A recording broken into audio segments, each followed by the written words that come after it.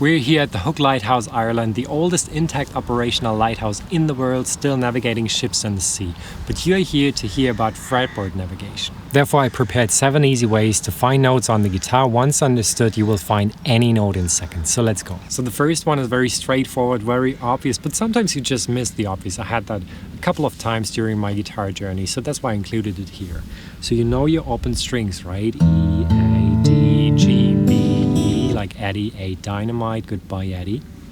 And the 12th fret, the one with the double dots, there that pattern is repeated. So you have your E on the 12th fret, and you have your A on the 12th fret, and D and G and B and E. So it's the same note names, just at a higher register. So the next one is pretty obvious, but again, sometimes you miss the obvious. You have 2 E strings. You have the top string here and the bottom string, both E. So this is a low E, this is a high E. And no matter where you fret that top string here, and you fret the same fret on the high E string, you get the same note name, just a different register, right? So you have your G here, you have a G here, you have an A here, you have an A there, you have a B there and B there. Makes sense, right? Now the next one you might already know from tuning your guitar. So when you fret the 5th fret on the top string, that is the exact same note as the next open string, so A in this case. If you do it on the A string 5th fret, that is a D, like the next open string, right?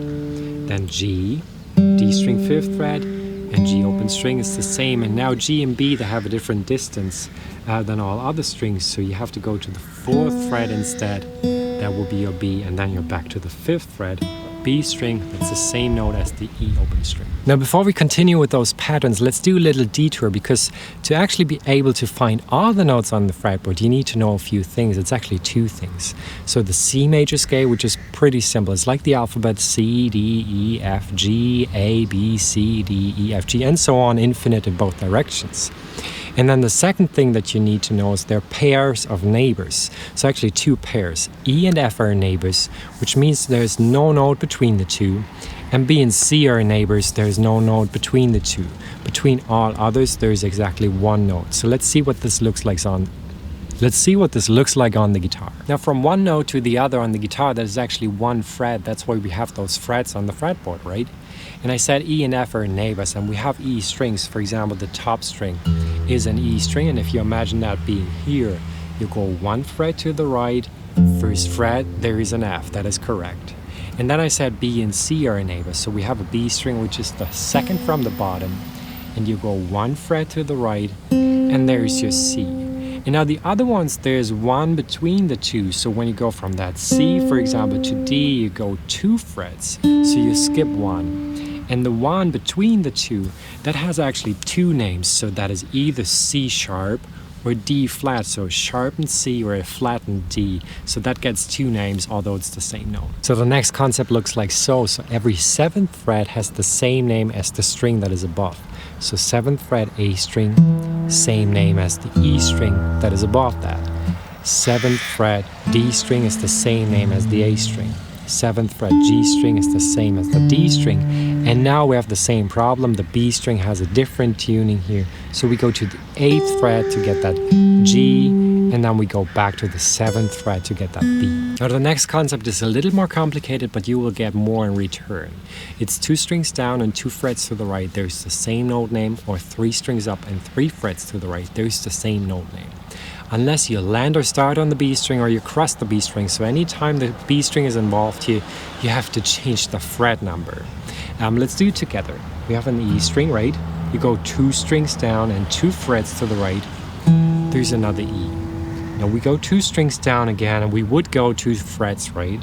But we landed on the B string. We have to change that fret number to 3. There's another E. Now we can't go down 2 strings anymore. We go 3 strings up instead. We would go 3 frets to the right, but we don't because we started on the B string, so it's only 2 frets. Now we go 2 strings down as we can't go up anymore, and 2 frets because the B string is not part of it here at this time. There's another E, and we go down 2 strings, and we cross the B string, that's why 3 frets to the right. Now this next one here is a little easier. Wherever you are on the fretboard, let's say 7th fret, top string here. you go 1 string down and then 1, 2, 3, 4, 5 frets to the left, or down if you want. So because it's getting lower, the notes are getting lower, you have the same note. Or you turn it around, you go 1 string up and 5 up again, there's the same note. Unless you guessed it right, G and B string, we have to alter that pattern. G string, for example, this note here, D, you go 1 string down and then 1, 2, 3, just 4 frets to the left, and then there you are with your same note. Or you go 1 string up from the B string and then 1, 2, 3, 4 frets to the right. Now before I show you the next pattern, the cool thing with those patterns is that's why we learn them.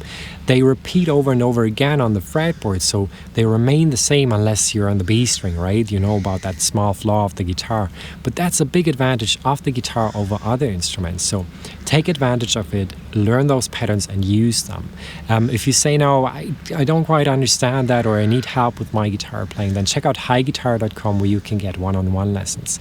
I understand how frustrating it is to be enthusiastic about guitar playing but not know where to start or what to do next.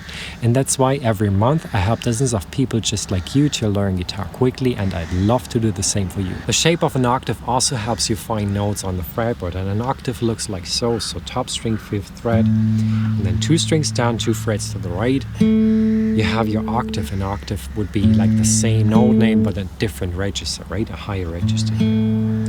And the cool thing, as I said, with those patterns, they always are the same unless the B string is involved. You guessed it right. So D string and B string, for example, would mean there are 2 frets space between the two instead of just 1, and same here, G and E string.